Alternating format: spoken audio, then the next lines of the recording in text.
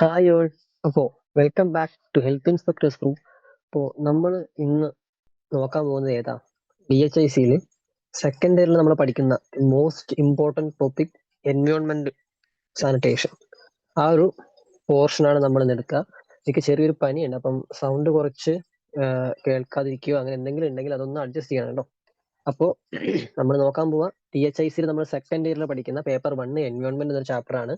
ആ ഒരു ഹോൾ ടോപ്പിക്കും നമ്മുടെ DHIC എക്സാമിനും അതുപോലെ PSC എക്സാം അത്രയ്ക്ക് ഇമ്പോർട്ടൻ്റ് ആയിട്ടുള്ള ഒരു ടോപ്പിക്കാണ്. കാരണം ഇപ്പൊ എന്താ വേറൊരു ടോപ്പിക്, ഇപ്പോൾ പേപ്പർ 2 നിങ്ങൾ ന്യൂട്രീഷൻ പഠിക്കുമ്പോൾ ഫസ്റ്റ് ഇയറിൽ നിങ്ങൾ ന്യൂട്രീഷൻ പഠിക്കുമ്പോൾ nutrition, hygiene, basic pharmacology, microbiology എന്ന് പറയുമ്പോൾ 100 മാർക്ക് ഡിവൈഡ് ആയി പോകുന്ന ഒരു അവസ്ഥയൊക്കെ ഇല്ലേ?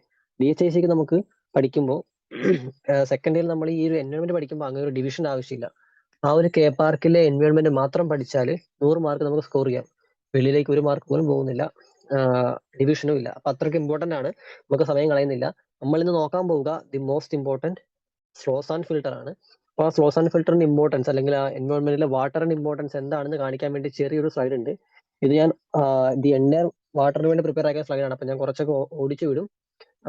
സ്ലോസ് ആൻഡ് മാത്രം നമുക്ക് കുറച്ചും കൂടി കോൺസെൻട്രേറ്റ് ചെയ്യാം. അപ്പോൾ ഇതൊന്ന് നോക്കിക്കേ. ഇത് നമ്മുടെ ഹെൽത്ത് ഇൻസ്പെക്ടേഴ്സ് ക്രൂ കാണുന്നില്ലേ?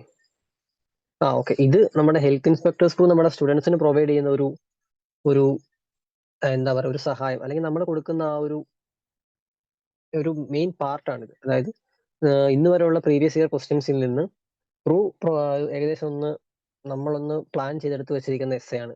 അതായത് ഈ ഒരു 14 എസ് നിങ്ങൾ പഠിച്ചു കഴിഞ്ഞാൽ ഇതിന് വെളിയിലോട്ടൊരു നിങ്ങളുടെ DHIC എക്സാമിന് ഒരു ക്വസ്റ്റ്യൻ ചോദിക്കാൻ സാധ്യതയില്ല. സാധ്യതകൾ മാത്രമാണ്. സാധ്യതകൾക്ക് എപ്പോഴും ഒരു ഒരു ഒരു എന്താ പറയാ, ഒരു മതിൽ പുറത്തിരിക്കുന്ന തേങ്ങ പോലെയല്ല, അങ്ങോട്ടോ ഇങ്ങോട്ടോ വീഴാം. അപ്പൊ നമ്മൾ നോക്കുന്നത് ഒരു സാധ്യതയാണ്. ഈ ഒരു 14 ക്വസ്റ്റ്യൻസിനെ പറ്റി ഒരു ആവറേജ് പഠിക്കണം എന്നല്ല ഞാൻ പറയാം, ഒരു അറിവുള്ള ഒരു കുട്ടിക്ക് DHIC എക്സാമിന് എന്ത് ചോദിച്ചാലും എഴുതാൻ പറ്റും. കാരണം 3 ക്വസ്റ്റ്യൻസിന് 2 എണ്ണം എഴുതിയാൽ മതി. ആ 2 എണ്ണം നമുക്ക് എഴുതാൻ പറ്റുന്ന 2 എണ്ണം ഈ ഒരു 14 ക്വസ്റ്റ്യൻസിന് വെളിയിൽ നിന്ന് ചോദിക്കില്ല. നമ്മൾ ഇതിൽ നോക്കിക്കേ. ഇതിൽ നമ്മൾ ഇന്ന് കോൺസെൻട്രേറ്റ് ചെയ്യാൻ പോകുന്നത് ഇത് കണ്ടോ, rapids and filtration, slows sand filter. താഴേക്ക് നോക്കിക്കേ, purification of water on small scale, sanitary well and steps four well chlorination, sanitary well and step in disinfection, hardness of water. കണ്ടോ, ഇതെല്ലാം അതായത് ഈ ഒരു 14 ടൈപ്പ് ഓഫ് ക്വസ്റ്റ്യൻസിൽ നിന്ന് ഏകദേശം 6, അതായത് ഏകദേശം ഹാഫ്, ഒരു 40-45% ക്വസ്റ്റ്യൻസ് ചോദിക്കുന്നത് വാട്ടറിൽ നിന്നാണ്. അത് വാട്ടർ അത്രയ്ക്ക് ഫാർ മോസ്റ്റ് ഇമ്പോർട്ടന്റ് ആണ് എന്ന് നിങ്ങൾക്ക് മനസ്സിലാക്കാം. അപ്പോൾ വാട്ടറിന്റെ ഇമ്പോർട്ടൻസ് മനസ്സിലാക്കിക്കൊണ്ട് തന്നെ നമ്മൾ വാട്ടർ ആണ് കോൺസെൻട്രേറ്റ് ചെയ്യുന്നത് നമ്മുടെ ക്ലാസ്സിൽ. ഈ ഒരു ചെറിയൊരു 5-10 മിനിറ്റുള്ള ക്ലാസ്സിൽ നമ്മൾ സ്ലോസ് ആൻഡ് ഒന്ന് ഓടിച്ചു വിട്ട് പറയത്തുള്ളൂ. കാരണം നിങ്ങൾ DHIC ഓൾറെഡി പഠിച്ചതാണ്, പിന്നെ അതിനുവേണ്ടി സമയം കളയണ്ട. അപ്പോൾ അതൊന്ന് ജസ്റ്റ് നിങ്ങൾക്ക് മനസ്സിലാക്കി എടുക്കാൻ മാത്രമേ ഉദ്ദേശിക്കുന്നുള്ളൂ. അപ്പോൾ ഞാൻ വീണ്ടും പറയാണ്, ഇത് നമുക്ക് ക്രൂ തരുന്ന ഒരു ഐഡിയ ആണ് ഇത്, ഈ SA ക്വസ്റ്റ്യൻസ്. അപ്പോൾ ക്രൂവിന് വിശ്വാസം ഇല്ലാത്തവരുണ്ടാവും. ഇവന്മാർ പറയുന്നതൊക്കെ വിശ്വസിക്കേണ്ട കാര്യമുണ്ടോ? ഒരിക്കലും ഇല്ല. നമ്മൾ വിശ്വസിക്കാൻ പറ്റുന്ന വേറൊരു സാധനം കൊണ്ട് ഞാൻ കാണിച്ചു തരാം. DHIC എക്സാംസിൽ ഇതൊരു 3 to 4 ഇയേഴ്സ് പ്രീവിയസ് ആയിട്ടുള്ള പ്രീവിയസ് ഇയർ ക്വസ്റ്റ്യൻസ് നമ്മൾ എടുത്തു നോക്കുമ്പോൾ അതിന് ചോദിച്ചേക്കുന്ന SA ആണ് നമ്മൾ കുറച്ചും കൂടി കോൺസെൻട്രേറ്റ് ചെയ്തേക്കുന്നത്. അത് നോക്കിക്കേ. ഒരു SA ക്വസ്റ്റ്യൻ നോക്കി, റൈറ്റ് SA ഇട്ടു. അതിൽ പ്രോട്ടീൻ എനർജി മാൽന്യൂട്രീഷൻ ഉണ്ട്, RC ലാട്ടൻ ഉണ്ട്, ഒരെണ്ണം കൂടി നോക്കി. എന്താ അത്? Purification of water. കണ്ടോ? അതുപോലെ തന്നെ താഴേക്ക് നോക്കിക്കേ. താഴേക്ക് നോക്കിക്കേ. അതിലുണ്ടോ household purification of water? നിങ്ങൾ കണ്ടോ? ഹൗസ് ഹോൾഡ് പ്യൂരിഫിക്കേഷൻ വാട്ടർ കണ്ടോ? ഈ ഒരു സാധനം, ഹൗസ് ഹോൾഡ് പ്യൂരിഫിക്കേഷൻ വാട്ടർ. വാട്ടറിന്റെ ഇമ്പോർട്ടൻസ് മനസ്സിലാവുന്ന പോലെ മനസ്സിലായിട്ടുണ്ടോ? താഴേക്കുള്ള ക്വസ്റ്റ്യൻ നോക്കി, അതിലുണ്ടോ ഇത്? ഹൗസ് ഹോൾഡ് പ്യൂരിഫിക്കേഷൻ വാട്ടർ അതിലും ഉണ്ട്. കണ്ടോ? രണ്ടാമത്തെ ക്വസ്റ്റ്യൻ നോക്കി. അത് കഴിഞ്ഞൊരു ക്വസ്റ്റിനകത്ത് നോക്കി വാട്ടറിന്റെ ക്വസ്റ്റ്യൻ ഇല്ല. ഓക്കെ, നമ്മൾ സമ്മതിച്ചു. അത് കഴിഞ്ഞ് വേറെ ക്വസ്റ്റ്യൻ നോക്കിയാൽ sanitary well, requirements of sanitary well, വാട്ടറിന്റെ ക്വസ്റ്റ്യൻ ഉണ്ട്. അത് കഴിഞ്ഞ് വരുന്ന വർഷത്തെ എക്സാമിന് ക്വസ്റ്റ്യൻ ഇല്ല. ഓക്കെ, വാട്ടറിന്റെ ക്വസ്റ്റ്യൻ ഇല്ല. താഴെ വരുന്ന SIക്കകത്തും ഉണ്ട്. Water purification on small scale ചോദിച്ചിട്ടുണ്ട്. സാനിറ്ററി വെല്ലിന്റെ ക്വസ്റ്റ്യൻ ചോദിച്ചിട്ടുണ്ട്. Purification water by rapids and filter with flow diagram. അതായത് വാട്ടർ അത്ര മോസ്റ്റ് ഇമ്പോർട്ടന്റ് ആണ്. അതിൽ നമ്മളിപ്പോൾ പഠിക്കാൻ പോകുന്ന ഒരു slows and direct SA question ചോദിച്ചില്ല, പക്ഷേ 5 മാർക്ക് ക്വസ്റ്റ്യൻസ് ഉണ്ട്. അപ്പൊ നമ്മൾ സ്ലോസ് ആൻഡ് ഉപേക്ഷിക്കാൻ പാടില്ല. സ്ലോസ് ആൻഡ് റാപ്പിഡ്സ് ആൻഡ് ഇതിന് ഏകദേശം എന്ത് മനസ്സിലാക്കാം? സ്ലോസ് വാട്ടർ ഇമ്പോർട്ടന്റ് ആണ്. ആ വാട്ടറിൽ തന്നെ ഫാർ മോസ്റ്റ് ഇമ്പോർട്ടന്റ് ആണ് slows and rapids and water purification on small scale, sanitary well, chlorination, disinfection. അത്തരത്തിലുള്ള കുറച്ച് സോർട്ട് ഓഫ് ക്വസ്റ്റ്യൻസ് അത്ര ഇമ്പോർട്ടന്റ് ആണ്. അപ്പൊ അത് വേണം നിങ്ങൾ കൂടുതൽ കോൺസെൻട്രേറ്റ് ചെയ്യാൻ. പഠിക്കുന്നത് അങ്ങനെ വേണം. ഓക്കെ, ഇത്രയേ ഉള്ളൂ. ജസ്റ്റ് ഒരു ഇൻട്രൊഡക്ഷൻ പോലെ. നമുക്ക് ഡയറക്റ്റ് പോർഷനിലേക്ക് പോകാം. പ്യൂരിഫിക്കേഷൻ ഓഫ് വാട്ടർ 2 ടൈപ്പ് ഉണ്ട്, സ്മോൾ സ്കെയിലും ലാർജ് സ്കെയിലും. ഒക്കെ ഞാൻ വേറൊരു ക്ലാസ്സിന് വേണ്ടി പ്രിപ്പയർ ആക്കിയിരിക്കുന്നത്. നമുക്ക് ജസ്റ്റ് ഓടിച്ചു വിട്ട് നമുക്ക് ഡയറക്റ്റ് സ്ലോസ് ആണ് എടുക്കാം. ഓക്കെ, ഫിൽട്രേഷൻ 2 ടൈപ്പ് ഉണ്ട്. ബയോളജിക്കൽ അഥവാ സ്ലോ സാൻഡ്, മെക്കാനിക്കൽ അഥവാ റാപ്പിഡ് സാൻഡ്. ഇതെങ്ങനെ ഓർത്ത് വെക്കുക? ഒരു ചെറിയൊരു ഉദാഹരണം പറയാം. നമ്മൾ ഇന്ന് ഇവിടുന്ന് ഇപ്പോ കൊല്ലത്തുനിന്ന് നമ്മളൊരു ട്രെയിൻ, അല്ലെങ്കിൽ കൊല്ലത്ത് നിന്ന് നമുക്ക് ഗോവയ്ക്ക് പോകണം. ഇപ്പൊ എല്ലാവരും ഗോവയ്ക്ക് ടൂറൊക്കെ പോകുന്ന സമയമല്ലേ, നമ്മൾ ഗോവയ്ക്ക് പോകണം. നമ്മൾ നടന്നാണ് പോവുക. നമ്മൾ അവിടെ ചെല്ലാൻ എത്ര ദിവസം എടുക്കും? സ്ലോ ആയിട്ടേ ചെല്ലുള്ളൂ അല്ലേ? നമ്മുടെ ബയോളജിക്കൽ മീൻസ്, അതായത് നമ്മുടെ കൈ കൊണ്ടോ കാലുകൊണ്ട് നമ്മൾ നടന്നങ്ങ് ചെല്ലുക, സ്ലോ ആണ്. അതിന് പകരം നമ്മൾ മെക്കാനിക്കൽ സപ്പോർട്ട് എടുക്കുക. ബൈ പ്ലെയിൻ അല്ലെങ്കിൽ ബൈ ട്രെയിൻ നമ്മൾ യാത്ര ചെയ്യുകയാണെങ്കിൽ കുറച്ചും കൂടി റാപ്പിഡ് ആണ്. അതായത് ഒരു മെക്കാനിക്കൽ സപ്പോർട്ട് ഉണ്ടെങ്കിൽ കുറച്ചും കൂടി റാപ്പിഡ് ആയിട്ട് നമുക്ക് ചെയ്യാൻ പറ്റും അല്ലേ? പണ്ട് നമ്മൾ അരകല്ലിൽ അരച്ചുകൊണ്ടിരുന്നു, ബയോളജിക്കലി സ്ലോ ആണ്. ഇപ്പൊ അത് മാറി മിക്സർ ഗ്രൈൻഡറായി, മെക്കാനിക്കൽ ആണ്, അത് റാപ്പിഡ് ആണ്. ജസ്റ്റ് അതിന് പ്രത്യേകിച്ച് അർത്ഥങ്ങളൊന്നും ഈ സംഭവം ഓർത്ത് തന്നെ കിട്ടും. മെക്കാനിക്കൽ അഥവാ റാപ്പിഡ് സാൻഡ്, ബയോളജിക്കൽ അഥവാ സ്ലോ സാൻഡ്. ഡയറക്റ്റ് നോക്കിക്കോ, സ്ലോ സാൻഡിനെ പറ്റി ഓടിച്ചു വിടുന്നു, നമ്മുടെ ക്ലാസ് കഴിയുന്നു. ഓക്കെ, വേറെ ഒന്നുമില്ല. സ്ലോ സാൻഡ് ഓർത്ത് വെക്കാൻ ഒരു കാര്യം കൂടി പറയാം. ബയോളജിക്കൽ അഥവാ slow sand first used in 1804, അത് 1804 സ്കോട്ട്ലാൻഡിൽ. ഇതെങ്ങനെ ഓർത്ത് വെക്കും? ഒരു ഓ ഫാക്ടർ ഓർത്താൽ മതി. അതായത് ബയോളജിക്കലിനകത്തൊരു ഓ ഉണ്ട് അല്ലെ, സ്ലോ സാൻഡിനകത്ത് ഒരു ഓ കണ്ടോ, ഓ ഉണ്ട്. വേറെ എന്താ ഉള്ളേ?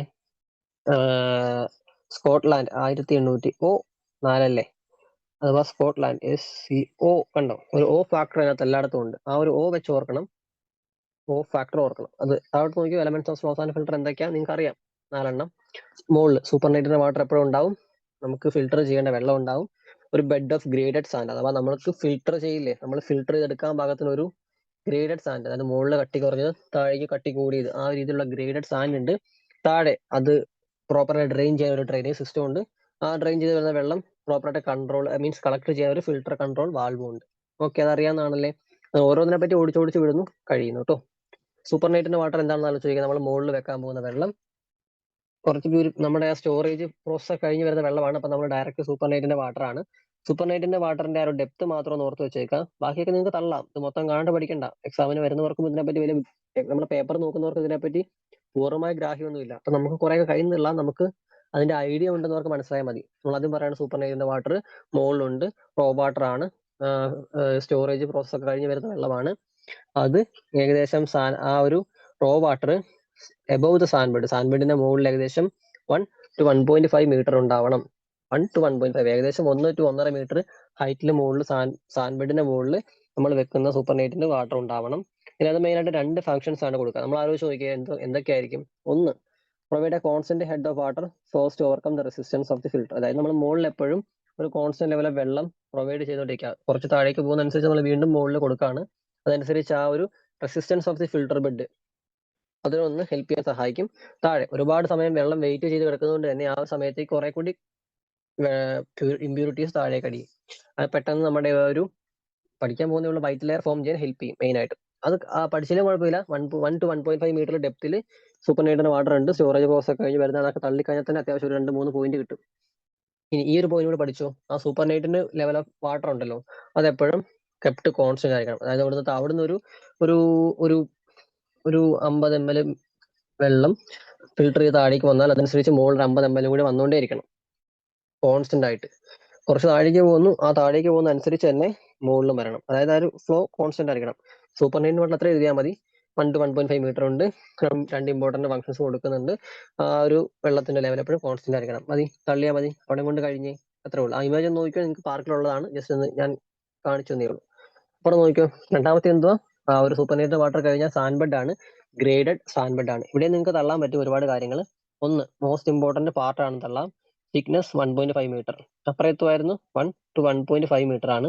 സാൻഡ് ബെഡ് 1 മീറ്റർ ആണ്. Okay, sand bed 1 metre. മറ്റേതൊന്നും നിങ്ങൾ പഠിച്ചില്ലെങ്കിൽ കുഴപ്പമില്ല. ഏതാ, ഈ ഒരു സാൻഡ് ഗ്രെയിൻസിന്റെ ഡയമീറ്റർ ഒന്നും നിങ്ങൾ ഓർത്തില്ലെങ്കിലും കുഴപ്പമില്ല, ജസ്റ്റ് ഒന്ന് ഓർത്ത് വെച്ചാൽ മതി. Sand bed support by graded grand ആണ്, അത്രേ ഉള്ളൂ. പിന്നെ സർഫസ് ഏരിയ ഏകദേശം 15,000 സ്ക്വയർ മീറ്റർ ഉണ്ട്. തള്ളി അതൊന്നും ഓർത്തില്ലെങ്കിലും കുഴപ്പമില്ല.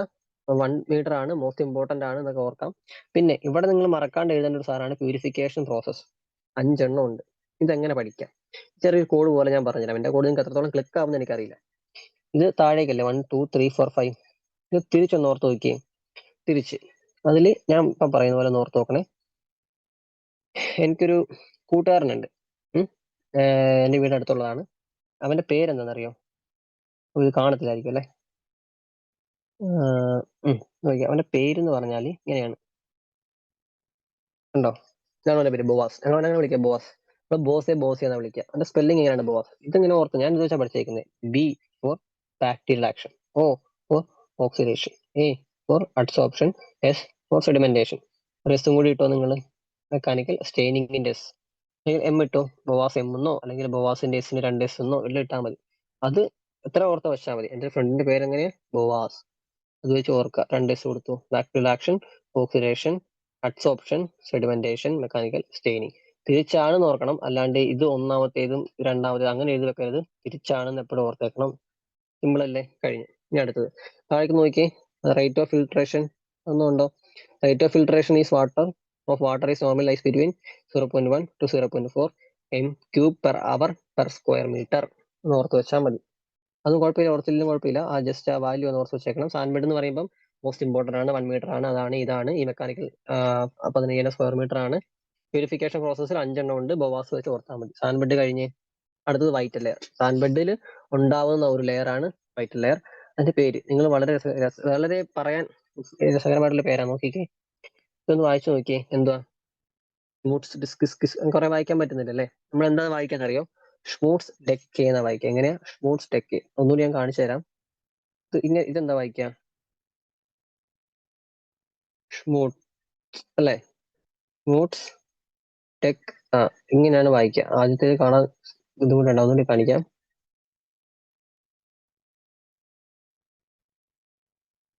ഉണ്ടോ?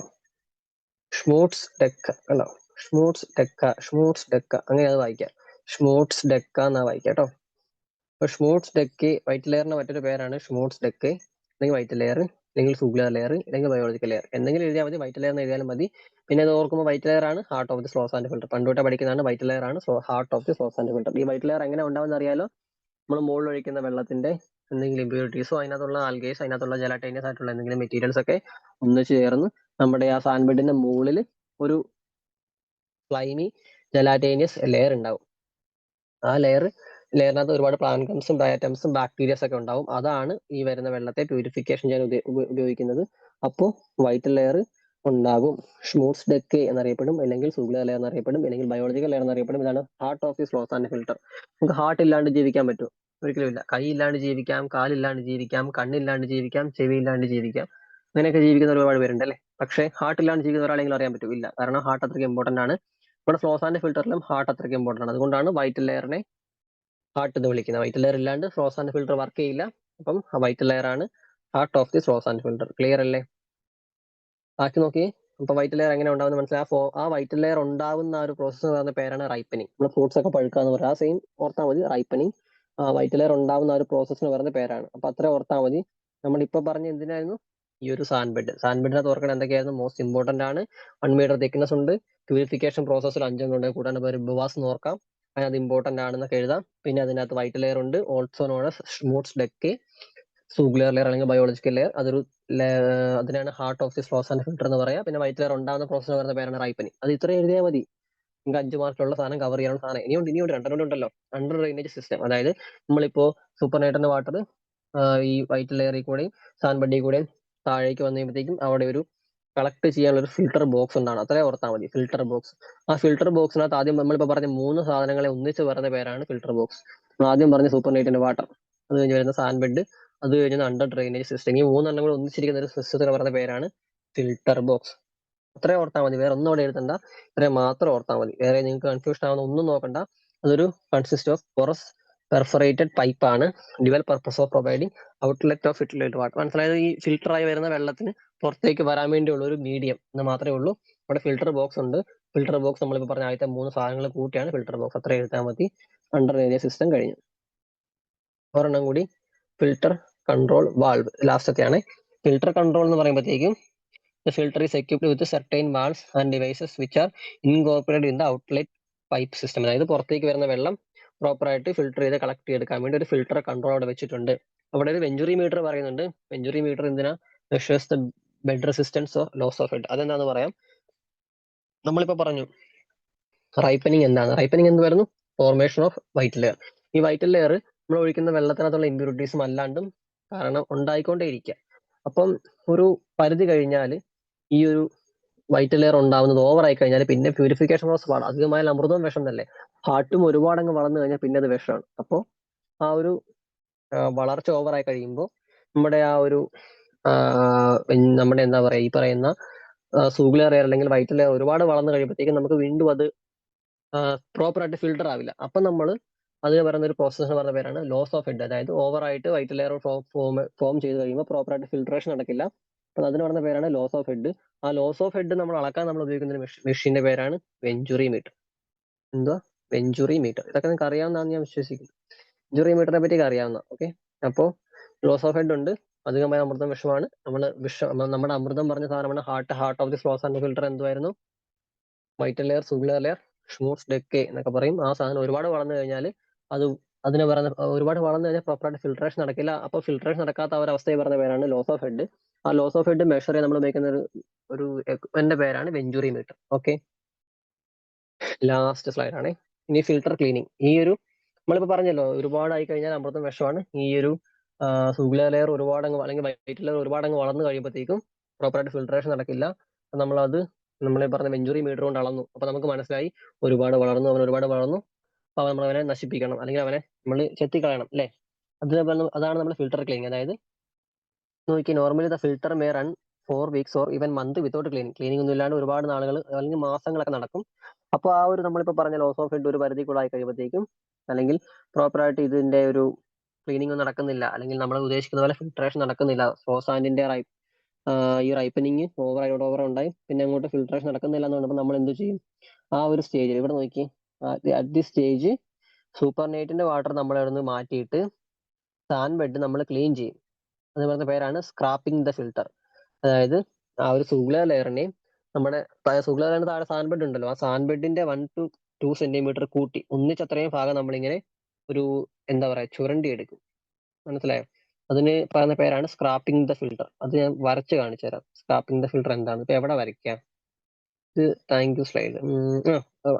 ഇവിടെ വരയ്ക്കാം. ഓക്കെ, അതായത് നമ്മളിപ്പോ ഇതാണ് നമ്മുടെ ആ ഒരു ബോക്സ്. അപ്പൊ ഈ ഒരു ഇതില് നമ്മുടെ സാൻഡ് ബെഡ് ഉണ്ട്. ഇനി കളർ മാറ്റാം. സാൻഡ് ബെഡ് ഉണ്ട്. സാൻഡ് ബെഡിന്റെ മുകളിൽ ഇവിടെ നമുക്ക് സൂപ്പർ നൈറ്റിന്റെ വാട്ടർ ഉണ്ട്. അപ്പൊ നമ്മളിപ്പോ ഒരുപാട് നാളത്തെ സൂപ്പർ നൈറ്റിന്റെ വാട്ടർ ഇരുന്ന് ഇവിടെ നമ്മുടെ ഈ ഒരു വൈറ്റ് ലെയറും വന്നു. വൈറ്റ് ലെയർ റൈപ്പനിങ് നടന്ന് വൈറ്റ് ലെയർ ഇങ്ങ് വരെ വന്നു. അപ്പൊ നമുക്കിത് ചുരണ്ടി കളയണം. നമ്മളത് ചുരണ്ടി കളയാൻ വേണ്ടി നമ്മളിപ്പോ ഒരു സാധനം എടുത്തു. ചുരണ്ടി കളയാൻ വേണ്ടി നമ്മൾ സാധനം എടുത്ത് നമ്മൾ ചുരണ്ടുക. നമ്മൾ ചുരണ്ടി ഇത് കുറച്ച് കളഞ്ഞു, ഇത് കുറച്ച് കളഞ്ഞു, ഇത് കുറച്ച് കളഞ്ഞു, ഇത് കുറച്ച് കളഞ്ഞു. അപ്പൊ പ്രോപ്പറായിട്ട് അത് അവിടെ ഇവിടെയൊക്കെ ഇരിക്കും എന്നുള്ളതുകൊണ്ട് നമ്മൾ ഇതിന്റെ കുറച്ചും കൂടി കളഞ്ഞിട്ട് ഇവിടുന്ന് കുറച്ച് കൂടി നമ്മൾ ആ ഒരു പോർഷന്റെ കുറച്ചും കൂടി എടുത്തിട്ട് ഇത്രയും ഭാഗത്തെ സാധനങ്ങൾ മൊത്തത്തിൽ ചുരണ്ടിക്കളയും. മനസ്സിലായോ?